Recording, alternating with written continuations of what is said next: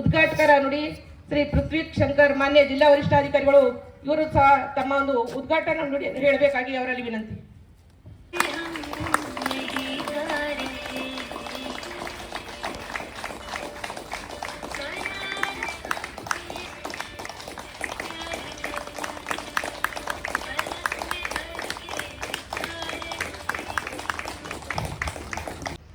ಕಾರ್ಯಕ್ರಮವನ್ನು ಆಯೋಜಿಸಿರುವ ಈ ಕಾರ್ಯಕ್ರಮದಲ್ಲಿ ಉಪಸ್ಥಿತರಿರುವ ಎಲ್ಲ ವೇದಿಕೆ ಮೇಲೆ ಗಣ್ಯರಿಗೆ ನನ್ನ ನಮಸ್ಕಾರಗಳನ್ನು ತಿಳಿಸುತ್ತಾ, ಅದೇ ರೀತಿ ವೇದಿಕೆ ಮುಂಭಾಗದಲ್ಲಿ ಈ ಒಂದು ಬೆಳಗ್ಗಿನ ಚಳಿಯಲ್ಲಿ ಎಲ್ಲರೂ ತಾವು ಸೇರಿದ್ದೀರಿ.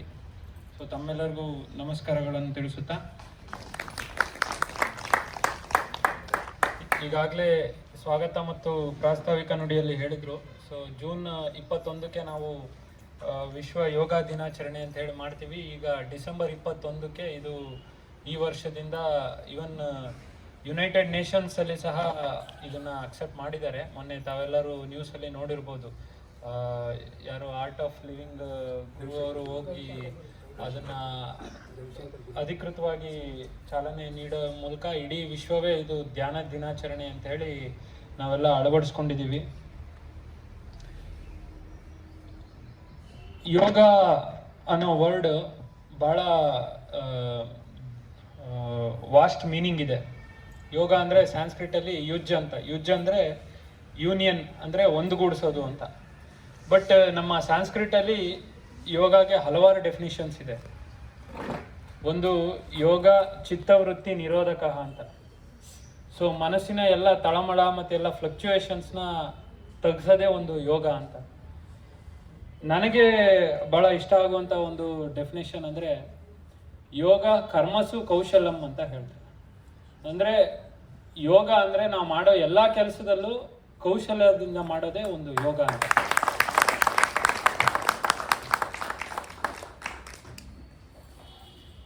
ಯೋಗದ ಬಗ್ಗೆ ನಮ್ಗೆಲ್ಲರಿಗೂ ಗೊತ್ತಿದೆ. ಈಗ ಒಂದು ಜಗತ್ತಿನಲ್ಲಿ ಇರುವಂಥ ಎಲ್ಲ ಸಮಸ್ಯೆಗಳು ಅಥವಾ ರೋಗ ರುಜಿನಗಳಿರ್ಬೋದು, ಅಥವಾ ನಮ್ಮ ದೈಹಿಕ ಆಗಲಿ ಮಾನಸಿಕ ಆಗಲಿ ಎರಡೂ ಬಹಳ ಒಂದು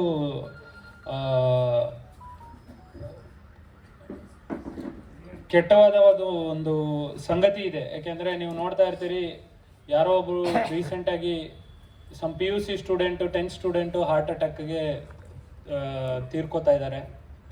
ಇನ್ನೊಂದು ಸಣ್ಣ ಮಗು ಅಂದರೆ ಇನ್ನು ಫಸ್ಟ್ ಸ್ಟ್ಯಾಂಡರ್ಡ್ ಸೆಕೆಂಡ್ ಸ್ಟ್ಯಾಂಡರ್ಡ್ ಹೋಗ್ತಾ ಇರುತ್ತೆ, ಅವರು ಸಹ ಅಮ್ಮ ಅಪ್ಪ ನನಗೆ ಸ್ಟ್ರೆಸ್ ಆಗ್ತಾ ಇದೆ ಅಂತ ಹೇಳ್ತಾರೆ. ಸೊ ಮೇ ಬಿ ಇಲ್ಲಿರೋರೆಲ್ಲರೂ ಅದ್ರ ಜೊತೆ ಒಪ್ಕೊಳ್ಳಲ್ಲ. ಯಾಕೆಂದರೆ ಅವರು ಆಗಿನ ಒಂದು ಟೈಮಲ್ಲಿ ಮೇ ಬಿ ಎಲ್ಲರೂ ಜಾಯಿಂಟ್ ಫ್ಯಾಮಿಲಿ ಸೆಟಪಲ್ಲಿ ಬಂದಿರೋರು ಅನಿಸುತ್ತೆ. ಒಂದು ಮನೆಯಲ್ಲಿ 15 ಜನ 20 ಜನ ಇರ್ತಾ ಇದ್ದವರು, ಮಕ್ಕಳುಗಳು ಒಂದು 7-8 ಜನ ಇರ್ತಾಯಿದ್ರು. ಆವಾಗ ಯಾವ ಸ್ಟ್ರೆಸ್ಸು ಇರ್ತಾ ಇರಲಿಲ್ಲ. ಬೆಳಿಗ್ಗೆ ಎದ್ದು ಮನೆ ಕೆಲಸ ಮಾಡಿ ಆಮೇಲೆ ಶಾಲೆಗೆ ಹೋಗೋದಿದ್ರೆ ಹೋಗ್ತಿದ್ರು, ಮತ್ತು ವಾಪಸ್ ಬಂದು ದನ ಕರು ಕಟ್ಟಾಕೋದು ಅಥವಾ ಮೇವು ಹಾಕೋದು ಎಲ್ಲ ಕೆಲಸ ಮಾಡ್ತಿದ್ರು. ಮನೇಲಿ ಅಡುಗೆಗೆ ಹೆಲ್ಪ್ ಮಾಡ್ತಾಯಿದ್ರು. ಎಲ್ಲ ರೀತಿ ಕೆಲಸ ಮಾಡ್ಕೊಂಡಿದ್ರು. ಆಗ ಒಂದು ಸ್ಟ್ರೆಸ್ ಇರಲಿಲ್ಲ. ಬಟ್ ಈಗಿನ ಮಕ್ಕಳಿಗೆ ಬೇರೆ ಏನೂ ಇಲ್ಲ, ಬರೀ ಓದೋದು ಒಂದೇ. ಬೆಳಗ್ಗೆಯಿಂದ ಸಂಜೆವರೆಗೂ ಓದೋದು, ಅಥವಾ ಅವ್ರಿಗೆ ಒಂದೇನೋ ಕ್ಲಾಸಿಗೆ ಸೇರಿಸಿರ್ತೀರಿ, ಟ್ಯೂಷನ್ಗೆ ಸೇರಿಸಿರ್ತೀರಿ, ಆದರೂ ಸ್ಟ್ರೆಸ್ ಅಂತ. ಸೊ ಇದು ದೈಹಿಕವಾಗಿ ಎಲ್ಲ ರೀತಿ ರೋಗಗಳು ಕಾಣ್ಕೋತಾ ಇದ್ದಾವೆ. ಅರ್ಲಿ ಏಜಲ್ಲೇ ನಮಗೆ ಹೈಪರ್ ಟೆನ್ಷನ್ ಇರ್ಬೋದು, ಅಥವಾ ಡಯಾಬಿಟಿಸ್ ಇರ್ಬೋದು, ಏನು ನಾವು ಲೈಫ್ ಸ್ಟೈಲ್ ಡಿಸೀಸಸ್ ಅಂತ ಹೇಳ್ತೀವಿ. ಸೊ ಇದೆಲ್ಲ ಕಾಣಿಸ್ಕೋತಾ ಇದೆ. ಮಾನಸಿಕವಾಗಿ ಇಷ್ಟೊಂದು ಈ ಸ್ಟ್ರೆಸ್ ಅನ್ನೋದು ಬಹಳ ದೊಡ್ಡ ರೀತಿಯಲ್ಲಿ ಎಲ್ಲರಿಗೂ ಕಾಡ್ತಾ ಇದೆ. Anxiety, stress. ಯಾಕೆ ಆಂಗ್ಸೈಟಿ, ಸ್ಟ್ರೆಸ್ ತುಂಬ ಕಾಣಿಸ್ಕೋತಾ ಇದೆ ಅಂದರೆ ನಿಮಗೆ ಗೊತ್ತಿರ್ಬೋದು. ನಾವೇನಂತ ಅನ್ಕೋತೀವಿ, ಅಯ್ಯೋ ದುಡ್ಡಿರೋರೆಲ್ಲರೂ ನೆಮ್ಮದಿಯಾಗಿರ್ತಾರೆ ಅಂತ. ಸೊ ದುಡ್ಡು ಇದ್ದವರು ಸೂಸೈಡ್ ಮಾಡ್ಕೋತಾ ಇದ್ದಾರೆ. ಆದರೆ ದುಡ್ಡು ಇಲ್ಲದೆ ಆದವ್ರು ಸೂಸೈಡ್ ಮಾಡ್ಕೋತಾ ಇಲ್ಲ ಅಂತಲ್ಲ. ಸೊ ನಾವು ಒಬ್ಬರು ಲೀಡಿಂಗ್, ಇದು 2013-14 ಒಬ್ಬರು ಲೀಡಿಂಗ್ ಆ್ಯಕ್ಟ್ರೆಸ್. ಸೊ ಅವರು ಕನ್ನಡ ಮೂಲದವರು.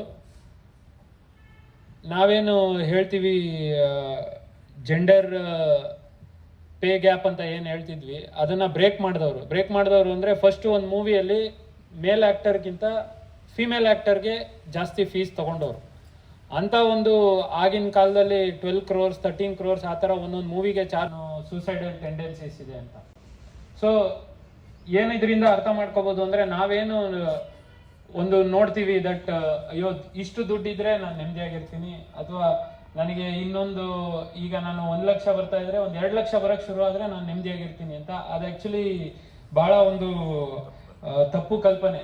ಯಾಕೆಂದರೆ ಕೋಟಿಗಟ್ಟಲೆ ದುಡ್ದು ಒಂದು ಹೈಯೆಸ್ಟ್ ಪೇಡ್ ಆ್ಯಕ್ಟರ್ಸ್ ಅವರಿಗೆ ಸೂಸೈಡಲ್ ಟೆಂಡೆನ್ಸೀಸ್ ಮತ್ತು ಡಿಪ್ರೆಷನ್, ಆಂಗ್ಸೈಟಿ ಎಲ್ಲ ಇದೆ ಅಂದರೆ ನಾವೇನು ಅರ್ಥ ಮಾಡ್ಕೋಬೇಕು ಅಂದರೆ, ದುಡ್ಡು ಅಥವಾ success is not a indicator. ನಾವೇ ಹೇಳೋದಾದರೆ ಇಲ್ಲಿ ನಮ್ಮ ಸುಧಾಕರ್ ಅವ್ರಿಗೆ ಗೊತ್ತಿರುತ್ತೆ ಏನಂತ. ನಮ್ಮ ಪತಂಜಲಿ ಅಷ್ಟಾಂಗ ಯೋಗದಲ್ಲಿ ಧ್ಯಾನ 7ನೇ ಸ್ಟೆಪ್ಪು. ಅಂದರೆ ಅವರು ಇನ್ನೂ ನೀಟಾಗಿ ಎಕ್ಸ್ಪ್ಲೈನ್ ಮಾಡ್ಬೋದು ಏನದು ನಮ್ಮ ಯಮ ನಿಯಮ, ಆಸನ, ಪ್ರಾಣಾಯಾಮ, ಧಾರಣ, ಧ್ಯಾನ, ಸಮಾಧಿ ಅಂತ ಹೇಳಿ. ಸೊ ಧ್ಯಾನ ಈಸ್ ನಿಜವಾಗ್ಲೂ ತುಂಬ ಒಂದು ಇಂಪಾರ್ಟೆಂಟ್. ಇದು ನಮಗೀಗೆಲ್ಲ ಒಂದು ಬಿಗ್ಗೆಸ್ಟ್ ಪ್ರಾಬ್ಲಮ್ ಅಂದರೆ ಅಟೆನ್ಷನ್ ಸ್ಪ್ಯಾನ್. ಈಗ ನಾವಿರೋ ಕಾಲದಲ್ಲಿ ಒಂದು ಮಗುವಿಗೆ 30 ಸೆಕೆಂಡ್ಸ್ಗಿಂತ ಜಾಸ್ತಿ ಅಟೆನ್ಷನ್ ಸ್ಪ್ಯಾನ್ ಇರಲ್ಲ. ಟೀಚರ್ಸ್ ಮೇ ಬಿ ನಮ್ಮ ರೆಡ್ಡಿ ಅವ್ರಿಗೆ ಗೊತ್ತಿರುತ್ತೆ. ಈಗಿನ ಕಾಲದಲ್ಲಿ ಭಾಳ ಕಷ್ಟ ಇದೆ ಮಕ್ಕಳಿಗೆ ಒಂದು ಕಡೆ ಕೂರಿಸೋದು. ಮಕ್ಕಳಿರಲಿ, ನಾವು ಯಾರು ಆಲ್ರೆಡಿ ಈ ಒಂದು ಹಿಂದಿನ ಜನ್ರೇಷನಲ್ಲೇ ಬೆಳೆದು ಈಗಿರೋರಿಗೆ ಮೋರ್ ದೆನ್ 2 minutes ಕೂತ್ಕೊಳ್ಳೋಕ್ಕಾಗಲ್ಲ. ಸೊ ಅಂಥ ಒಂದು ಇದರಲ್ಲಿ ಈ ಒಂದು ಧ್ಯಾನ ನಮ್ಮ ಎಲ್ಲ ಮಾನಸಿಕವಾಗಿ ನಮಗೆ ಭಾಳ ಸದೃಢತೆಯನ್ನು ಕೊಡುತ್ತೆ. ಆ ಒಂದು ಇದರಲ್ಲಿ ನಾನು ಹೆಚ್ಚಿನ ಮಾತಾಡಲ್ಲ. ಧ್ಯಾನದ ಮಹತ್ವ ನಿಮ್ಗೆಲ್ಲರಿಗೂ ಗೊತ್ತಿದೆ. ಮೇ ಬಿ ನಮ್ಮ ಇವರು ಸಹ ಹೇಳ್ತಾರೆ ತಮಗೆ ಈಗ ಕ್ಲಾಸ್ ನಡೆಸ್ಬೇಕಾದ್ರೆ. ಸೊ ಹಾಗಾಗಿ ನಾವು ಮುಂದಿನ ಜನ್ರೇಷನ್ಗೆ ಈ ಒಂದು ಯೋಗ ಮತ್ತು ಇದು ಜಾಸ್ತಿ ಅವೇರ್ನೆಸ್ ಬರ್ತಾ ಇದೆ. ಜಾಸ್ತಿ ಕ್ಲಾಸ್ಗಳು ಸೇರ್ಕೋತಾ ಇದ್ದಾರೆ, ಆನ್ಲೈನ್ ಕ್ಲಾಸ್ಗಳು ಸೇರ್ಕೋತಾ ಇದ್ದಾರೆ. ಇದೆಲ್ಲದನ್ನು ಇದ್ದಾಗ ಸೊ ಇದು ನಾವೇ ಹೆಮ್ಮೆ ಪಡಬೇಕಾಗಿತ್ತು. ಬಿಕಾಸ್ ಇದು ನಮ್ಮ ಇಡೀ ಜಗತ್ತಿಗೆ ನಮ್ಮ ಭಾರತದ ಕೊಡುಗೆ ಅದು, ಯಾವುದು ಯೋಗ ಅಥವಾ ಧ್ಯಾನ ಅನ್ನೋದು. ಸೊ ಹಾಗಾಗಿ ನಾವು ಇನ್ನೂ ಹೆಮ್ಮೆಯಿಂದ ನಾವು ಅದನ್ನ ಅಳವಡಿಸ್ಕೋಬೇಕು ಮತ್ತು ಮೈಗೂಡಿಸ್ಕೋಬೇಕು. ಸೊ ಈಗ ನೋಡಿದ್ರೆ ಗೊತ್ತಾಗುತ್ತಲ್ಲ, ಎಷ್ಟು ನಿಮ್ದು ಏಜು? 78 ಸದ್ಯ. ಬಟ್ ಕಣ್ಣು ಬೀಳೋದು ಬೇಡ, ಚೆನ್ನಾಗಿ ಇದು ಏನದು ಹೆಲ್ದಿ ಆಗಿದ್ದಾರೆ, ಬರೀ ಯೋಗ ಮಾಡ್ಕೊಂಡಿರೋದು. ಯಾಕೆಂದ್ರೆ ಒಂದು ಸಿಂಪಲ್ ನಮಗೆ ಹೇಳ್ತಾ ಇದ್ರು, ಒಂದು ಸೂರ್ಯ ನಮಸ್ಕಾರ ಮಾಡಿದ್ರೆ ನಮ್ಮ ದೇಹದಲ್ಲಿರೋ ಎಲ್ಲ ಜಾಯಿಂಟ್ಸ್ಗೂ ಅದು ಹೆಲ್ದಿಯಾಗಿಡುತ್ತೆ ಅಂತ. ಭಾಳ ಸೈಂಟಿಫಿಕ್ ಆಗಿದೆ. ನಮಗೆ ಅದ್ರ ಮಹತ್ವ ನಮಗೆ ಗೊತ್ತಾಗಲ್ಲ. ಈಗೇನೋ ಒಂದು ಕ್ಯಾಲಿಸ್ಥೆನಿಕ್ಸ್ ಅಥವಾ ಇನ್ನೊಂದೇನೋ ಎಕ್ಸಸೈಸ್ ಹೇಳ್ಕೊಟ್ರೆ ನಾವು ಅದಕ್ಕೆ ಎಷ್ಟೋ 10,000 15,000 ಕೊಟ್ಟು ಜಿಮ್ಗೆ ಎಲ್ಲ ಹೋಗ್ತಾ ಇದ್ದೀವಿ. ನಮಗೆ ಹಳೆ ಕಾಲದಿಂದ ಆ ಒಂದು ಇದು ನಮ್ಗೆ ಎಂಟೈರ್ ಬಾಡಿದು ಎಲ್ಲ ಜಾಯಿಂಟ್ಸ್ನ ಕವರ್ ಮಾಡೋದು ಸೂರ್ಯ ನಮಸ್ಕಾರ. ಆಮೇಲೆ ನಾನು ಆ್ಯಕ್ಚುಲಿ ಅಯ್ಯಂಗಾರ್ ಯೋಗ ಬಗ್ಗೆ ನಾವು ಓದ್ತಾ ಇರ್ತೀವಿ. ಆ್ಯಕ್ಚುಲಿ ಅಯ್ಯಂಗಾರ್ ಯೋಗ ತಾವೆಲ್ಲರೂ ಇದು ಮಾಡ್ಬೋದು. ನಿಮಗೆ ಯಾವುದೇ ರೋಗ ಇರಲಿ, ಯಾವುದೇ ಒಂದು ದೇಹದ ಸಮಸ್ಯೆ ಇರ್ಬೋದು, ಯಾವುದಾದ್ರೂ ಜಾಯಿಂಟಿಂದ ಇಡ್ಬೋದು, ಅಥವಾ ಕಾಲು, ಮೊಣಕಾಲು, ಅಥವಾ ನಿಮಗೆ ಮೆಂಟಲ್ ಪ್ರಾಬ್ಲಮ್ಸ್ ಲೈಕ್ ಏನದು ಕೋಪ ಇರೋದು, ಪ್ರತಿಯೊಂದಕ್ಕೆ ದೇ ಹ್ಯಾವ್ ಇದು ಯೋಗ ಆ್ಯಂಡ್ ಆಸನ. ಯಾವುದು ಅಯ್ಯಂಗಾರ್ ಯೋಗದಲ್ಲಿ ಇವನ್ ಹಾರ್ಟ್ ಪ್ರಾಬ್ಲಮ್ಸ್ ಇರ್ಬೋದು, ಅಥವಾ ಸ್ಪೈನಲ್ ಪ್ರಾಬ್ಲಮ್ಸ್ ಇರ್ಬೋದು, ಅಥವಾ ಕತ್ತಿಂದೇನೋ ಪ್ರಾಬ್ಲಮ್ ಇರ್ಬೋದು, ಸರ್ವೈಕಲ್ ಪ್ರಾಬ್ಲಮ್ ಇರ್ಬೋದು, ಲೇಡೀಸ್ಗೆ ಬೇರೆ ಬೇರೆ ಪ್ರಾಬ್ಲಮ್ಸ್ ಇರ್ಬೋದು. ಪ್ರತಿಯೊಂದಕ್ಕೂ ಅಯ್ಯಂಗಾರ್ ಯೋಗದಲ್ಲಿ ಒಂದು ಸೊಲ್ಯೂಷನ್ ಇದೆ. ಪ್ರಾರ್ಥನೆ ಯೋಗೇನ ಚಿತ್ತಸ್ಯ ಪದೇನ ವಾಚ ಮಲಂ ಶರೀರಸ್ಯ ಚ ವೈದ್ಯಕೇನ ಯೋ ಪಾಕರೋತ್ತಮ ಪ್ರವರಂ ಪತಂಜಲಿ ಪ್ರಾಂಜಲಿರಾನ ತೋಸ್ಮಿ ಅಂತ. ಇದು ಪತಂಜಲಿಯವರಿಗೆ ನಾವು ವಂದನೆಗಳು ಸಲ್ಲಿಸಲು ಪ್ರಾರ್ಥನೆ. ಇದರ ಅರ್ಥ, ಯೋಗ ಎಂಬ ಶಬ್ದವು ಸಂಸ್ಕೃತದ ಯುಜ್ ಎಂಬ ಧಾತುವಿನಿಂದ ಬಂದಿದೆ. ಯುಜ್ ಅಂದರೆ ಸೇರಿಸು, ಕೂಡಿಸು, ಬಂಧಿಸು ಎಂದರ್ಥ. ಯೋಗದ ಮೂಲಕ ನಮ್ಮ ದೇಹ ಮತ್ತು ಮನಸ್ಸನ್ನು ಒಂದುಗೂಡಿಸುವುದು, ದೇಹ ಮತ್ತು ಮನಸ್ಸಿನ ಮೇಲೆ ಪಡೆಯುವ ನಿಯಂತ್ರಣವೇ ಯೋಗ. ಅವುಗಳಲ್ಲಿ 4 ವಿಧ. ಮೊದಲನೆಯದು ಗಾನಯೋಗ, ಜ್ಞಾನ ಯೋಗ ಮೊದಲನೇದು. ಎರಡನೇದು ಭಕ್ತಿ ಯೋಗ, ಮೂರನೆಯದು ಕರ್ಮಯೋಗ, ನಾಲ್ಕನೆಯದು ರಾಜಯೋಗ. ಈ ರಾಜಯೋಗ ಜ್ಞಾನಯೋಗ ಅಂದರೆ ಜ್ಞಾನದ ಮೂಲಕ ಅಥವಾ ವಿಚಾರದ ಮೂಲಕ ಜ್ಞಾನವನ್ನು ಸಂಪಾದಿಸುವ ವ್ಯಕ್ತಿತ್ವವೇ ವಿಕಾಸನವೇ ಜ್ಞಾನಯೋಗ. ಭಕ್ತಿಯೋಗ, ಇಲ್ಲಿ ಭಾವನೆಗಳು ಪ್ರಧಾನವಾಗಿರಬಹುದು. ಕರ್ಮಯೋಗ, ಕಾಯಕವೇ ಕೈಲಾಸ ಎಂಬ ಬಸವಣ್ಣನ ಮೂಲ ತತ್ವದಂತೆ ಹೇಳಲಾದ ತಳಪಾಯದಲ್ಲಿ ನೀಡಿರುವ ಯೋಗ ಇದು ಪಥವಿದು. ರಾಜಯೋಗದಲ್ಲಿ ಒಟ್ಟು 8 ಬೆಟ್ಟಲುಗಳು. ಅದರಲ್ಲಿ ಮೊದಲನೇದು ಯಮ, ಎರಡನೇದು ನಿಯಮ, ಮೂರನೇದು ಆಸನ, ನಾಲ್ಕನೇದು ಪ್ರಾಣಾಯಾಮ, ಐದನೇದು ಪ್ರತ್ಯಾಹಾರ, ಆರನೇದು ಧಾರಣ, ಏಳನೇದು ಸಾಹೇಬ್ರು ಹೇಳಿದ್ರಲ್ಲಿ ಈಗ 7ನೇದು ಧ್ಯಾನ. ಇದು ನಂತರ ಲಾಸ್ಟ್ ಸಮಾಧಿ.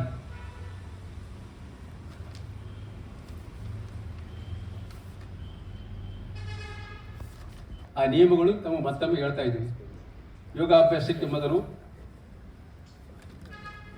ಶೌಚ ಹಂಗಿರ್ಬೇಕಂದ್ರೆ ಶುದ್ಧ, ಶಾಂತ, ಏಕಾಂತ, ವೃಕ್ಷಗಳ ಹಸಿರು, ಉದ್ಯಾನವನ, ಸರೋವರ, ಸಮುದ್ರದ ದಂಡೆ ಇತ್ಯಾದಿಗಳು ಯೋಗಾಭ್ಯಾಸಕ್ಕೆ ಒಳ್ಳೆಯವು. ಮನೆಯ ದೀಪ ಹಚ್ಚಿ ಮನೆಯನ್ನು ಸುಗಂಧಗೊಳಿಸುವುದು ಒಳ್ಳೆಯದು. ಕಂಬಳಿ ಮುದು ಒಳ್ಳೆಯದು. ಒಟ್ಟಾರೆ ಯೋಗಕ್ಷೇಮದ ಬಗ್ಗೆ ಜಾಗೃತಿ ಮೂಡಿಸಲು ಇದನ್ನು ಘೋಷಿಸಲಾಯಿತು. 21/12/2024 ಪ್ರತಿ ವರ್ಷ ಜೂನ್ 21 ಧ್ಯಾನ ದಿನಾಚರಣೆ ಮಾಡಬೇಕಂತ, ಡಿಸೆಂಬರ್ 21 ಧ್ಯಾನ ದಿನಾಚರಣೆ ಮಾಡಬೇಕಂತ ಓಲ್ಡ್ ಗೌರ್ಮೆಂಟ್ನಲ್ಲಿ ಜನರಲ್ ಅಸೆಂಬ್ಲಿಯಲ್ಲಿ ಇದು ಸಾಮಾನ್ಯ ಸಭೆಯಲ್ಲಿ ಇದು ಸ್ವೀಕಾರ ಆಯಿತು. ಭಾರತವು ಈ ವಿಷಯದಲ್ಲಿ ನಿರ್ಣಯವನ್ನು ಬೆಂಬಲಿಸಿದ ಮೂಲಕ ಪ್ರಥಮ ರಾಷ್ಟ್ರಗಳಲ್ಲಿ ಒಂದಾಗಿದೆ. ಇದು ನಮ್ಮ ದೇಶದಿಂದ ಹೋದ ವರ್ಷ ಇದಕ್ಕಿಂತ ಮೊದಲು ಪ್ರಧಾನಮಂತ್ರಿಗಳು ಯೋಗ ದಿನಾಚರಣೆ ಬಗ್ಗೆ ಒತ್ತಾಯ ಮಾಡಿದರು, ಅಸೆಂಬ್ಲಿಯಲ್ಲಿ ಪಾಸ್ ಮಾಡಿಸಿದರು, ಜನರಲ್ ಅಸೆಂಬ್ಲಿಯಲ್ಲಿ. ಈಗ ಎರಡನೇದು ಮೇಡಮ್, ದೇಶಗಳಲ್ಲಿ ಮೆಡಿಟೇಷನ್ ಬಗ್ಗೆ ಮಹತ್ವ ಆಲ್ರೆಡಿ ತಿಳಿಸ್ಕೊಂತ ಬಂದ. ಬೆಂಗಳೂರಲ್ಲಿ ನೀವು ಯಾರನ್ನು ಹೋಗ್ಬೇಕು ನೋಡಿದ್ರ, ಕನಿಷ್ಠ 300 ಎಕರೆ ಇದ್ದದ ಒಂದು ಬೆಟ್ಟನೇ ಹಿಡಿದು ಹಿಡಿದು ಅಲ್ಲಿ ಡೈಲಿ ಯೋಗಾಭ್ಯಾಸ ಅದು ಇದು ದಿನಾಗಲೂ ನಡೀತದೆ. ಧ್ಯಾನ, ಪ್ರಾಣಾಯಾಮ ಎಲ್ಲ ಯಾರು ಓದೋರಿಗೆ ಗೊತ್ತಾಗುತ್ತೆ ಅಲ್ಲಿ ಬೆಂಗಳೂರಲ್ಲಿ. ಈ ದೇಶದಿಂದ ದೇಶಕ್ಕೆ ಧ್ಯಾನದ ಮಹತ್ವವನ್ನು ಬೆಳೆಸುತ್ತಾ ಬಂದಿದ್ದಾರೆ. ಡಿಸೆಂಬರ್ 21 ವಿಶ್ವ ಧ್ಯಾನ ದಿನವನ್ನಾಗಿ ಆಚರಿಸಲು ಸರ್ವೋನುಮತದಿಂದ ಅನುಮೋದನೆ ವಿಶ್ವಸಂಸ್ಥೆಯಲ್ಲಿ ಸಿಕ್ಕಿದೆ.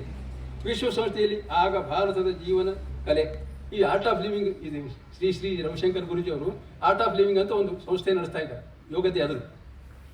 ಇವರು ಅವತ್ತಿನ ದಿನ ಅಲ್ಲಿದ್ದರು, ಎಲ್ಲಿ ಅಸೆಂಬ್ಲಿಯಲ್ಲಿ, ಜನರಲ್ ಅಸೆಂಬ್ಲಿಯಲ್ಲಿ, ವಿಶ್ವಸಂಸ್ಥೆ ಸಾಮಾನ್ಯ ಸಭೆಯಲ್ಲಿ. ಆರ್ಟ್ ಆಫ್ ಲಿವಿಂಗ್ ಸಂಸ್ಥೆಯ ಸಂಸ್ಥಾಪಕರು ವಿಶ್ವಸಂಸ್ಥೆಯಲ್ಲಿ ಶ್ರೀ ರವಿಶಂಕರ್ ಗುರೂಜಿ ಅವರು ಭಾಗವಹಿಸಿದರು ಅಂದಿನ ಎಂದು ವಿಶ್ವ ದಿನಾಚರಣೆ ಅಂತ ಘೋಷಣೆ ಮಾಡಕಲ್ಲ. ವಿಶ್ವಸಂಸ್ಥೆಯ ಪ್ರಧಾನ ಕಚೇರಿಯಲ್ಲಿ ಭಾಷಣ ಮಾಡಿ ಧ್ಯಾನದ ಮಹತ್ವವನ್ನು ಸಾರಿದರು.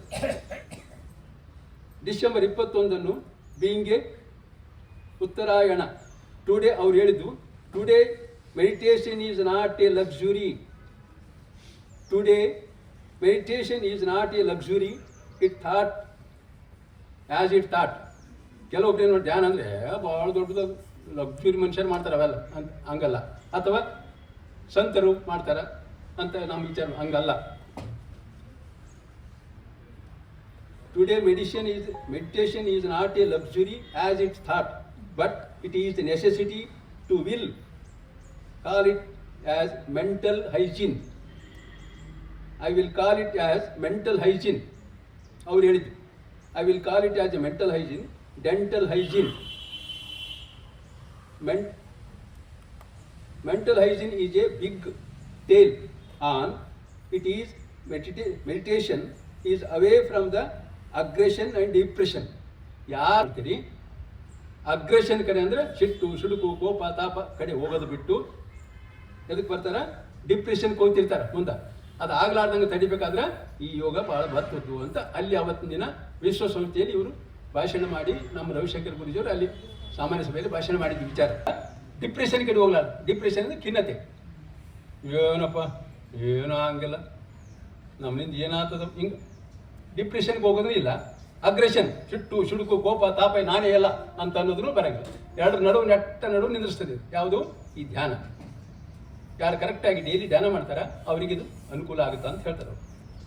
ಅದೇ ರೀತಿ ಭಾರತದ ಪ್ರಧಾನಮಂತ್ರಿ ಮೋದಿಜಿಯವರು ಪ್ರತಿಯೊಬ್ಬರು ಮಾನಸಿಕ ಮತ್ತು ದೈಹಿಕ ಆರೋಗ್ಯಕ್ಕಾಗಿ ಧ್ಯಾನವನ್ನು ತಮ್ಮ ಜೀವನದಲ್ಲಿ ಅಳವಡಿಸಿಕೊಳ್ಳಬೇಕೆಂದು ಕರೆ ಕೊಟ್ಟಿದ್ದಾರೆ. 24ರಂದು ಮೊದಲ ವಿಶ್ವ ಧ್ಯಾನ ದಿನವನ್ನು ಬೆಂಗಳೂರಿನ ವಿಧಾನಸೌಧದ ಮುಂಭಾಗದಲ್ಲಿ ಸಾವಿರಾರು ಸಂಖ್ಯೆಯಲ್ಲಿ ಜನರು ಭಾಗವಹಿಸಿ ಧ್ಯಾನ ದಿನವನ್ನು ಆಚರಿಸಿದರು. ಇದು ಫಸ್ಟ್ ಎಂದು 21/12/2024. ಇವತ್ತ ಇದು 2ನೇ. ಈ ದಿನ ಇದು 2ನೇ ವಿಶ್ವ ಧ್ಯಾನ ದಿನಾಚರಣೆ. ಡಿಸೆಂಬರ್ 21 ವಿಶ್ವ ಧ್ಯಾನ ದಿನ. ಅಶಾಂತಿ ಜಗತ್ತಿಗೆ ಧ್ಯಾನವೇ ಶಾಂತಿಯ ದಾರಿ. ಇವತ್ತು ಆಚರಣೆ ಮಾಡಿ, ಎಲ್ಲರಿಗೂ ಪಬ್ಲಿಷ್ ಮಾಡಿ, ಜನರಿಗೆ ತಿಳುವಳಿಕೆ ಹೇಳಿ, ಇದ್ರ ಬಗ್ಗೆ ನಾವು ಆಚರಣೆ ಮಾಡಿ, ನಮ್ಮ ಬೇಕಿದ್ದವರಿಗೂ ಎಲ್ಲರಿಗೂ ತಿಳುವಳಿಕೆ ಹೇಳಿದ್ರ ಇದು ಶಾಂತಿಯ ದಾರಿ. ಡಿಸೆಂಬರ್ 21 ವಿಶ್ವ ಧ್ಯಾನ ದಿನ. ಅಶಾಂತಿ ಜಗತ್ತಿಗೆ ಎಲ್ಲ ಪ್ರತಿಯೊಬ್ಬರು ಟೆನ್ಷನ್. ಈಗ ಆದರೆ ನಮ್ಮ ಟೈಮ್ ಇಲ್ಲ. ದಿನ ಕನಿಷ್ಠ 300 ಮಂದಿಗೆ ನಾವು ಫೋನ್ ಮಾಡಿದ್ವಿ, ದಯಮಾಡಿ ಬರ್ರಿಯಪ್ಪ. ಎಷ್ಟು ಮಂದಿ ಬಂದರು ನೋಡ್ರಿ? 1/3. ನಾವು ಸ್ವಲ್ಪ ಪ್ರಜ್ಞಾವಂತಿಕೆಯಿಂದ ಬಿಹೇವ್ ಮಾಡುತ್ತೇವೆ. ದೈಹಿಕವಾಗಿ ಒಂದಿಷ್ಟು ಸಮಸ್ಯೆಗಳು ನಿವಾರಣೆ ಆಗುತ್ತವೆ. ಉದಾಹರಣೆ, ಯಾವೊಬ್ಬ ವ್ಯಕ್ತಿಗೆ ಬಾಯಿಯಲ್ಲಿ ಹುಣ್ಣಾಯಿತು, ಗಂಟ್ಲ ಹೀಟಾಗಿ ಹುಣ್ಣಾಯಿತು, ಎಲ್ಲಿ ತೋರಿಸಲು ಹೋಗದಿದ್ದಾಗ ಯಾರೋ ಒಬ್ರು ಹೇಳಿದರು, ಬಾಂಬ್ರಿ ಪ್ರಾಣಾಯಾಮ ಮಾಡಪ್ಪ, ಅದು ಹೋಗುತ್ತಾ ಅಂತ. ಅವ ಎಲ್ಲ ಕಡೆ ತಿರುಗಾಡಿ ಸಾಕಾಗಿ, ಎಲ್ಲ ಔಷಧ ತೊಗೊಂಡು ಸಾಕಾಗಿ ಬ್ರಾಹ್ಮರಿ ಪ್ರಾಣಾಯಾಮ ಮಾಡಿದ, ತಟ್ಟಂತ ನಿಂತು. ಗಂಟಲು ನೋವು, ಆ ಹುಣ್ಣು ಏನು ನೋವಾಗ್ತಿತ್ತು ಅದು ನಿಂತು ಬಿಡ್ತು ಬ್ರಾಹ್ಮರಿ ಪ್ರಾಣಾಯಾಮದಿಂದ. ಅದಾದಾಗ ದೇಹ ಕಂಪಿಸುವುದು. ನಮಗೇನಾದ್ರೆ ಒತ್ತಡ ಉಂಟಾದಾಗ ದೇಹ ಕಂಪಿಸುವುದು, ಮುಖ ಕೆಂಪಾಗುವುದು, ಡ್ರೈ ಮೌತ್, ನಾಲಿಗೆ ಒಣಗುವುದು, ಹಾರ್ಟ್ ಬೀಟ್ ಹೆಚ್ಚಾಗುವುದು, ಹೃದಯ ಬಡಿತ ಜಾಸ್ತಿ ಆಗ್ತದೆ ನಾವು ಟೆನ್ಷನ್ ತೆಗಿದ್ದಾಗ. ಅದೇ ಮನುಷ್ಯನ ಬ್ಯೂಟಿ. ಇಷ್ಟೆಲ್ಲ ಯಾಕಾಗ್ತದ? ಇದು ಮನುಷ್ಯ ಪ್ರಾಣಿ. ಎಲ್ಲ ಪ್ರಾಣಿಗಳಿಗಿದ್ದಂಗಿಂತಲೂ ಇದು ಸ್ವಲ್ಪ ಬುದ್ಧಿವಂತ ಪ್ರಾಣಿ. ಆ ಕಾರಣಕ್ಕಾಗಿ ಇವರಿಗೆಲ್ಲ ಇಷ್ಟು ಟೆನ್ಷನ್ ಆಗ್ತದೆ ಒಂದು ಒತ್ತಡ ಇದ್ದಾಗ. ಬೇರೆ ಪ್ರಾಣಿಗಳಿಗೆ ಆ ಟೆನ್ಷನ್ ಇರೋಂಗಿಲ್ಲ. ಇದೇ ಬ್ಯೂಟಿ. ಧ್ಯಾನದ ಬ್ಯೂಟಿ ಅಂದರೆ ನಮ್ಮ ಮನುಷ್ಯನ ಬ್ಯೂಟಿ ಅಂದರೆ ಅದು. ಅದ್ರ ಹೋಗ್ಲಾಡಿಸ್ಬೇಕಾದ್ರೆ ಏನು ಮಾಡಬೇಕು? ಧ್ಯಾನ ನಮ್ಮ ಜೀವನದಲ್ಲಿ ಅಳವಟ್ಟು ಮಾಡಿಕೊಂಡು ಹೋಗ್ಬೇಕು. ಜಡ್ಜ್ ಮಾಡುವ ಕೆಪಾಸಿಟಿ ಇದೆ. ಒಳ್ಳೇದು ಯಾವುದು, ಕೆಟ್ಟದ್ದು ಯಾವುದು, ತರ್ಕ ಶಕ್ತಿ ಇದೆ. ಅದಕ್ಕೆ ಕಾರಣ ಪ್ರೀಫ್ರಾಂಟಲ್ ಕಾರ್ಟೆಕ್ಸ್ ಆ್ಯಕ್ಟಿವ್ ಆಗಿರೋದು. ಪ್ರೀಫ್ರಾಂಟಲ್ ಕಾರ್ಟೆಕ್ಸ್ ಯಾಕಾಗುತ್ತಂಗ ಅಂದ್ರೆ, ಧ್ಯಾನದಿಂದ ನಾವು ಶಾಂತಿ ಸ್ಥಿತಿಗೆ ಬರಬೇಕಾದ್ರೆ ಪ್ರೀಫ್ರಾಂಟಲ್ ಕಾರ್ಟೆಕ್ಸ್ ಆ್ಯಕ್ಟಿವ್ ಆಗಿರುತ್ತೆ, ಆಗಬೇಕು. ಅದ್ರ ಮೇಲೆ ಇರ್ತಕ್ಕಂಥದ್ದು ರೆಪ್ಟೀಲಿಯನ್ ಬ್ರೈನ್. ರೆಪ್ಟೀಲಿಯನ್ ಅಂದರೆ ಸರೀಸೃಪಗಳ ಬ್ರೈನ್, ಪ್ರಾಣಿಗಳ ಬ್ರೈನ್. ಪ್ರಾಣಿಗಳ ಬ್ರೈನ್ ಹೆಂಗಿರ್ತದೆ ಅವ್ರ ಆ್ಯಕ್ಟಿವಿಟೀಸ್. ಕೆಲವೊಬ್ಬ ಮನುಷ್ಯರಲ್ಲಿ ಒಬ್ಬರಲ್ಲಿ ಬ್ರೈನ್ ಸ್ಟೆಮ್ ಕೆಳಗಿಂದು, ಮ್ಯಾಗಿಂದ ಅದ್ರ ಮ್ಯಾಗಿದ್ದು ರೆಪ್ಟೀಲಿಯನ್ ಬ್ರೈನ್, ಸರೀಸೃಪಗಳ ಬ್ರೈನ್. ಮೂರನೇದು ಮಾಮಾಲಿಯನ್ ಬ್ರೈನ್, ಮನುಷ್ಯನ ಬ್ರೈನ್. ಇದು ಮುಂಭಾಗದ. ಯಾರಿಗೆ ಮುಂಭಾಗದ ಬ್ರೈನ್ ಪ್ರೀಫ್ರಾಂಟಲ್ ಕಾರ್ಟೆಕ್ಸ್ ಅಂತ ಅಂತಾರೆ. ಯಾರಿಗೆ ಮುಂಭಾಗದ ಬ್ರೈನ್ ಆ್ಯಕ್ಟಿವ್ ಇರ್ತದ ಅವ್ರಿಗೆ ಶಾಂತಿ, ಸಮಾಧಾನ. ಎಷ್ಟೇ ಒತ್ತಡ ಇದ್ದ ಸ್ಥಿತಿಗೆ ಒಬ್ಬರು ನೋಡ್ರಿ, ನೀವು ಸ್ಥಿತಪ್ರಜ್ಞರು ಇರ್ತಾರೆ, ಎಷ್ಟೇ ಕಷ್ಟಗಳಿದ್ದ ಸ್ಥಿತಿ ಆಯ್ತು. ಇಲ್ಲಿ ನಮ್ಗೆ ಬೇರೆ ಎಕ್ಸಾಂಪಲ್ ಬೇಡ. ಇದು ನಮ್ಮ ಡಾಕ್ಟರ್ ಅನ್ವರ್ ಸಾಹೇಬ್ರೆ ತಗೋರಿ. ಅವರು ಡಿಸ್ಟಿಕ್ ಹೆಲ್ತ್ ಆಫೀಸರ್. ಅವ್ರಿಗೆ ಒಂದು ದಿವಸನ ಗರ್ವದ ಮಾತುಗಳು ಬರ್ತಾವ ಇಲ್ಲ. ಯಾರೇ ಮಾತಾಡಿ ಪ್ರೀತಿನಿಂದ, ವಿಶ್ವಾಸದಿಂದ, ಎಷ್ಟೇ ಟೆನ್ಷನ್ ಇದ್ರು ಅದು ಯಾಕೆ? ಅವ್ರು ದೊಡ್ಡಸ್ತಿಕೆ. ಅವ್ರಿಗೆ ಯಾಕೆ ಹಂಗಾಗುತ್ತಾ? ಧ್ಯಾನ ಅಂದರೆ ಬರೀ ಕಣ್ಣು ಮುಚ್ಚಿಕೊಂಡು ಕುಂತು ಧ್ಯಾನ ಮಾಡೋದು ಒಂದೇ ಅಲ್ಲ, ಅದಕ್ಕೆ 100 ನಮೂನಿ ಧ್ಯಾನಗಳವ. ಅದ್ರಲ್ಲಿ ಯಾವುದಾದ್ರು ಒಂದು ಮಾಡ್ತಿರ್ತಾರೆ ಅವರು. ಆ ಕಾರಣಕ್ಕಾಗಿ ಯಾವಾಗಲೂ 24 ಗಂಟೆ ಮನುಷ್ಯ ಶಾಂತಿ. ಎಷ್ಟೇ ಒತ್ತಡಗಳಿದ್ರು, ಎಷ್ಟೇ ಕೆಲಸಗಳಿದ್ರು, ಎಷ್ಟೇ ತ್ರಾಸಿದ್ರು ಎಲ್ಲರೂ ಕೂಡ ನಕ್ಕಂತ ವಿಚಾರ ಮಾಡ್ತಾರೆ. ಯಾಕೆ? ಪ್ರೀಫ್ರಾಂಟಲ್ ಕಾರ್ಟೆಕ್ಸ್ ಆ್ಯಕ್ಟಿವ್ ಆಗಿ ಈ ಬ್ರೈನ್ ಸ್ಟೆಮ್ ಕೆಲಸ ಡೈರೆಕ್ಷನ್ ಕೊಡ್ತದೆ ದೇಹಕ್ಕೆ. ಆವಾಗ ಎಲ್ಲ ಅಂಗಾಂಗಗಳು ಕೆಲಸ ಚಾಲು ಮಾಡ್ತಾವೆ. ಈ ಬ್ರೈನ್ ಕೆಲಸ ಮೇಂಟೈನ್ ಮಾಡೋದು, ಹಾರ್ಟ್ ಬೀಟನ್ನ, ಹೃದಯ ಬಡಿತ ಮತ್ತು ಫಿಸಿಕಲ್ ಆ್ಯಕ್ಟಿವಿಟೀಸ್ ಎಲ್ಲ ಕಂಟ್ರೋಲ್ ಮಾಡೋದು ಇದು ಬ್ರೈನ್ ಸ್ಟೆಮ್. ಮೊದಲನೇದು ದೇಹದ ಮೊದಲನೇ ಬ್ರೈನ್, ಮೊದಲನೇ ಭಾಗ. ಅದ್ರ ಮೇಲೆ ಇರ್ತಕ್ಕಂಥ ರೆಪ್ಟೀಲಿಯನ್ ಹೇಳಿದ್ನಲ್ಲ, ಸರೀಸೃಪಗಳ ಬ್ಯಾನ್. ಅದ್ರ ಕೆಲಸ ಏನು? ಅದಕ್ಕೆ ಲಿಂಬಿಕ್ ಸಿಸ್ಟಮ್ ಅಂತ ಅಂತಾರೆ. ಇದ್ರ ಮೇಲೆ ಇರ್ತಕ್ಕಂಥದ್ದು ಲಿಂಬಿಕ್ ಸಿಸ್ಟಮ್. ಇದ್ರ ಕೆಲಸ ಏನು? ಇದರ ಕೆಲಸ ಎಮೋಷನ್, ಆಂಗ್ರಿ, ಕೋಪ, ಲೈಂಗಿಕ ಕ್ರಿಯೆ, ಪ್ರಚೋದನೆ ಕೊಡುವುದು, ಎಲ್ಲ ಡಿಸೈರ್ಸ್, ಊಟ ಮಾಡ್ಬೇಕು, ಅದು ಮಾಡ್ಬೇಕು, ಇದು ಮಾಡ್ಬೇಕು, ವಿಚಾರಗಳು, ಡಿಸೈರ್ಸ್, ಭಾವನೆಗಳನ್ನು ವ್ಯಕ್ತಪಡಿಸ್ತಕ್ಕಂಥದ್ದು.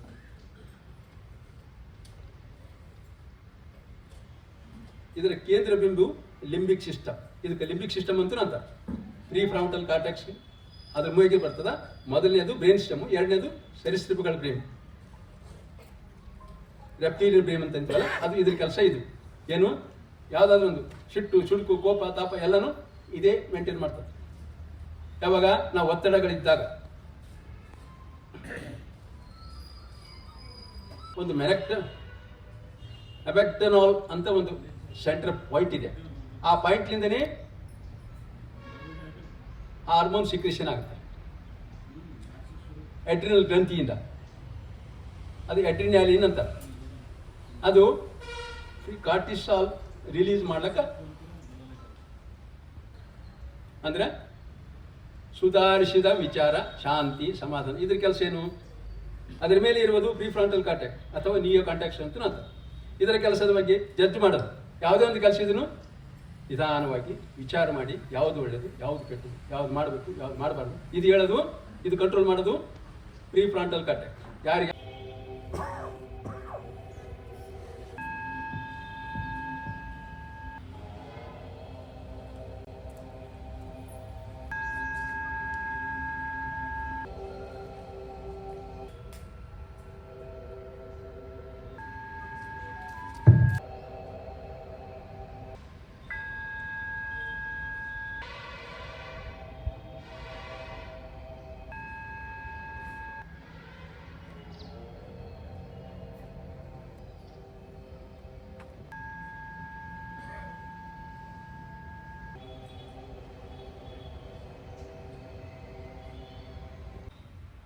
भारत में दो संस्कृति पंपे है, एक तो कृषि संस्कृति और दूसरा ऋषि संस्कृति है। जीवन में दो चीज है, एक तो शरीर है, दूसरा आत्मा है। जीवन न केवल शरीर है, न ही आत्मा, क्योंकि शरीर के बिना आत्मा नहीं रह सकती, आत्मा के बिना शरीर नहीं रह सकता।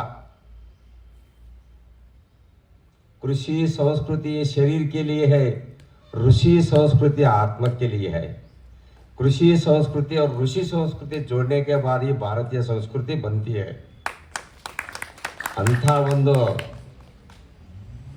ಈ ಭಾರತದ ಒಂದು ಸಂಸ್ಕೃತಿ ಎಂಥ ಸಂಸ್ಕೃತಿ ಅಂದರೆ ಅದ್ಭುತವಾದಂಥ ಸಂಸ್ಕೃತಿ. ಅದಕ್ಕಾಗಿ ಇವತ್ತ ವಿಶ್ವ ಧ್ಯಾನ ದಿನಾಚರಣೆ ಆಚರಣೆ ಮಾಡ್ತಕ್ಕಂಥದ್ದು ಯಾಕಂದರೆ ಆ ಆತ್ಮ ಮತ್ತು ಭಗವಂತನಿಗಾಗಿ ಶ್ರದ್ಧೆಯಿಂದ ಮಾಡಿದಾಗ ಮಾತ್ರ ನಮಗೆಲ್ಲನೂ ಸಿಗಲಿಕ್ಕೆ ಸಾಧ್ಯ ಅಂತಕ್ಕಂಥದ್ದು. ಅದೇ ರೀತಿ ಈ ನಮ್ಮ ಸ್ಥೂಲಕಾಯ ಕರಗಿದಾಗ ಮಾತ್ರ ಧ್ಯಾನಕ್ಕೆ ಲಭ್ಯವಾಗಿರ್ತದೆ ಈ ಶರೀರ, ಇಲ್ಕರಿಲ್ಲ. ಅದಕ್ಕಾಗಿ ನಮ್ಮ ಮುಖ ನಾವೇ ನೋಡಿಕೊಳ್ಳಲು ಅಸಾಧ್ಯ, ನಮ್ಮ ಮುಖ ನಾವೇ ನೋಡಿಕೊಳ್ಳಲು ಅಸಾಧ್ಯ. ಅದಕ್ಕೆ ಕನ್ನಡಿಯ ಸಾಯಬೇಕು. ಅದಕ್ಕೆ ಕನ್ನಡಿಯ ಸಾಯಬೇಕು. ನಮ್ಮ ಸರಿ ತಪ್ಪುಗಳನ್ನು ನಾವೇ ತೀರ್ಮಾನಿಸಿಕೊಳ್ಳಲು ಅಸಾಧ್ಯ. ಅದಕ್ಕೆ ಕನ್ನಡಿಯಂತ ಒಬ್ಬ ಮಾರ್ಗದರ್ಶಕ ಗುರು ಬೇಕು. ಅದಕ್ಕಾಗಿ ಇನ್ನೊಂದಿಷ್ಟೇ, ಸಮಯ ಮತ್ತು ಜೀವನ ಜಗತ್ತಿನಲ್ಲಿ ಅತ್ಯಂತ ದೊಡ್ಡ ಶಿಕ್ಷಕ. ನೋಡಿ, ಸಮಯ ಮತ್ತು ಈ ಜೀವನ ಜಗತ್ತಿನಲ್ಲಿ ಅತ್ಯಂತ ದೊಡ್ಡ ಶಿಕ್ಷಕ. ಸಮಯ ಅದರ ಮಹತ್ವ ತಿಳಿಸಿದರೆ ಜೀವನದ ಬೆಲೆ ಯಾವಾಗ ಗೊತ್ತಾಗ್ತಂದ್ರೆ ನಾವು ನೆಲಕ್ಕೆ ಬಿದ್ದಾಗ. ಅದಕ್ಕಾಗಿ ಶರೀರದಲ್ಲಿ ಯಾವ ರೀತಿ ಭಗವಂತ ಒದಗಿದ್ದಾನೆ, ಹೊರಗೆ ಎಲ್ಲಿ ಇಲ್ಲ. ತಮ್ಮೆಲ್ಲರಿಗೂ ಒಂದು ಪ್ರಶ್ನೆ ಕೇಳ್ಬೋದೇನೋ, ಭಗವಂತನ ಮಂತ್ರ ಯಾವುದೋ? ಭಗವಂತನ ಮಂತ್ರ ಉಸಿರು. ಉಸಿರಿಲ್ಕರ ಜೀವ ಇಲ್ಲ, ಜಗತ್ತಿಲ್ಲ, ಜನ ಇಲ್ಲ, ದನ ಇಲ್ಲ. ಈಗೆಲ್ಲ ಮಂದಿರಗಳದಾಗಿರ್ತಕ್ಕಂಥ ಮೂರ್ತಿಗಳು ಮನುಷ್ಯ ಮಾಡಿದ ಮೂರ್ತಿ, ಆದ್ರೆ ಇದು ಪರಮಾತ್ಮನ ಮೂರ್ತಿ. ಈ ಶರೀರ ಯಾರಿಗೂ ಇದ್ರ ಕಡೆ ಲಕ್ಷಣೆ ಇಲ್ಲ. ನೀವು ಎಷ್ಟೇ ಗಳಿಸ್ರಿ, ಕೋಟಿ ಗಳಿಸ್ರಿ, ಅದೆಲ್ಲ ಜಗತ್ತಿಗೆ ಸಂಬಂಧಪಟ್ಟಂಥದ್ದು, ಯಾವುದೂ ನಮ್ಮದಲ್ಲ. ಹಣ, ಸಂಪತ್ತು, ಆಸ್ತಿ ಎಲ್ಲನೂ ನಮ್ಮದು ಯಾವುದೂ ಅಲ್ಲ. ಅದಕ್ಕಾಗಿ ಒಬ್ಬ ರಾಷ್ಟ್ರ ಸಂತ ತರಣಸಾಗರ ಮಹಾರಾಜರು ಒಂದು ಮಾತು ಹೇಳ್ತಾರೆ, ದುನಿಯಾ ಮೇ ತುಮರ ಅಪನಾ ಕೋಯಿ ನೈ ಹೈ, जो कुछ भी तुम्हारा है तुम्हारा पास है वो बताओ और अमानत है. बेटा है तो बहू की अमानत है, बेटी है तो दामाद की अमानत है, शरीर शमशान की और जिंदगी मौत की अमानत है. तुम देखना एक दिन बेटा बहू का हो जाएगा, बेटी को दामाद दे जाएगा, शरीर शमशान राख मिट्टी में मिल जाएगा, जिंदगी मौत से हट जाएगी. तो अमानत को अमानत समझ कर उसकी सारा संभाल करना, उस पर मालिकियत के टप्पा मत लगा देना. ಯಾವುದೂ ನಮ್ಮದಿಲ್ಲ, ಎಲ್ಲ ಭಗವಂತಂದು. ಆ ಭಾವನೆ ತಿಳ್ಕೊಂಡಾಗ ಮಾತ್ರ ನಾವು ನಿಜವಾಗಿ ಮನುಷ್ಯರಾಗಲಿಕ್ಕೆ ಸಾಧ್ಯ ಅಂತಕ್ಕಂಥ ಮಾತನ್ನು ಹೇಳ್ತಾ, ಈಗಾಗಲೇ ಸಾಕಷ್ಟು ಮಾಡ್ತೀನಿ, ನನ್ನ ಹೊಟ್ಟಿನೇ ಕರಗವಲ್ದು, ಕೂಳು ಬಿಟ್ಟಿನೇ ಹೊಟ್ಟಿನೇ ಕರಗವಲ್ದು ಅಂತಾರ. ಅವೆಲ್ಲ ತಪ್ಪು ಕಲ್ಪನೆ. ಕೆಲವು ಆಸನಗಳವು, ಆಸನದಿಂದ ಮಾತ್ರ ನಿಮ್ಮ ಹೊಟ್ಟೆ ಕರಗೋದು ಅಷ್ಟೇ ಅಲ್ಲ, ಸೊಂಟ ಬೇನೆ ಆಗಿರ್ಬೋದು, ಬೆನ್ನು ಬೇನೆ ಆಗಿರ್ಬೋದು, ಎಲ್ಲನೂ ಕೂಡ ಸಮನ ಮಾಡಲಿಕ್ಕೆ ಸಾಧ್ಯ ಅಂತಕ್ಕಂಥದ್ದು ಈ ಒಂದು ಆಸನಗಳಿಂದ. ಅದಕ್ಕೆ ಹೇಳ್ತಾರೆ, ಸಾಧಾರಣ ಮನುಷ್ಯ ಅನ್ನಮಯ, ಪ್ರಾಣಮಯ, ಮನೋಮಯ ಕೋಶದಲ್ಲಿ ಜೀವಿಸುತ್ತಾನೆ. ಅದಕ್ಕೆ ನಾವು ಈ ಸಾಧನೆ ಯಾವಾಗ ಮಾಡ್ತೀವಿ, ನಮ್ಮ ಶರೀರ ಪವಿತ್ರ ಆಗಲಿಕ್ಕೆ ಸಾಧ್ಯ ಅಂತಕ್ಕಂಥದ್ದು. 55 ವಯಸ್ಸಿನಲ್ಲಿ ನಾನು ಗೆರ್ಪಡೋದು, ಅವಾಗ 86 kg ನಾನು ವೇಟ್. ಮೊಳಕಾಲು ಬೇನೆ, ಸೊಂಟ ಬೇನೆ, ಇಮಿಡಿ ಬೇನೆ, ಎಲ್ಲ ಬೇನೆ ಇತ್ತು. ಇವತ್ತು ಏನೇನೇನು ಕಿಂಚತ್ತು ಬ್ಯಾನಿನಿಲ್ಲ. ಇವತ್ತು ಯಾರು ಮಾಡಲಾರ್ದಂಥದ್ದು, ನೀವು ಯಾರೂ ಇಲ್ಲಿ ನನಗೆ ಮೀರ್ಸಪ್ಲಿ ಇಲ್ಲ ಅಂತ ನನಗೆ ಕೈ ಎತ್ತಿನೇ ಹೇಳ್ಬೋದು. ನೀವು ಕೆಲವು ಆಸನಗಳವ, ಒಂದು ಉತ್ತನ ಪಾದಾಸನ, ಇನ್ನೊಂದು ಪ್ಲ್ಯಾಂಕ್ ಆಸನ, ಗೊತ್ತಿರ್ಬೋದು ತಮಗೆಲ್ಲ. ಅದ್ಭುತವಾದಂಥ ಪ್ಲ್ಯಾಂಕ್ ಆಸನ, ನಿಮ್ಮ ಸೊಂಟ ಬೇನೆಗೆ, ಬೆನ್ನು ಬೇನೆಗೆ, ಮತ್ತೆ ಹೊಟ್ಟಿ ಅಂತೂ ನಿಮ್ಮ ಈ ಕಿಬ್ಬಟ್ಟಿನ ಸಹಿತ ಕರಗಿಸಿಬಿಡ್ತದೆ. ಅಂಥ ಒಂದು ಕೆಲವು ಆಸನಗಳು, ಅದ್ಭುತವಾದಂಥ ಆಸನ ನಾವು ದಿನನಿತ್ಯ ಮಾಡಿದಾಗ ಮಾತ್ರ ನಮ್ಮ ಸ್ಥೂಲಕಾಯಕರಿಗೆ, ಈಗೇನು ನಮ್ಮ ಅವ್ರು ಹೇಳಿದ್ರಲ್ಲ, ಧ್ಯಾನಕ್ಕೆ ಹೋಗ್ಲಿಕ್ಕೆ ಅವಾಗ ಒಂದು ಸಾಮರ್ಥ್ಯ ಪಡ್ಕಲಿಕ್ಕೆ ಸಾಧ್ಯ ಅಂತಕ್ಕಂಥ ಮಾತು ಹೇಳ್ಬೋದು. ಎಲ್ಲ ಶರೀರ ಅಂದಾಗ ನಾವು ಎಲ್ಲಿ ಸಮಸ್ಥಿತಿಗೆ ಬರಲಿಕ್ಕೆ ಸಾಧ್ಯ ಇಲ್ಲ. ಅದಕ್ಕೆ ಹೇಳ್ತಾರೆ, ಸಮಸ್ಥಿತಿ ಎಂಬುದೇ ಪ್ರಕೃತಿ ನಿಯಮ. ನೋಡಿ, ಸಮಸ್ಥಿತಿ ಎಂಬುದೇ ಪ್ರಕೃತಿ ನಿಯಮ. ಭೂಮಿಯಲ್ಲಿ ಸಮಸ್ಥಿತಿ ಇದ್ದಾಗ ಮಾತ್ರ ಎಲ್ಲ ಬೆಳೆ ಉಲಸಾಗಿ ಬೆಳಿತಾವ. ಅಲ್ಲೇ ಊಟ ಮುಗಿಸಿದ್ರೆ ಮಾತ್ರ ಬಹಳ ಒಳ್ಳೇದಂತಕ್ಕಂಥ ಮಾತು ಹೇಳಿದೆ ನಾನು, ಹೇಳ್ತೀನಿ. ಯಾಕಂದ್ರೆ ಬಹಳ ಅದ್ಭುತವಾದಂಥದ್ದು.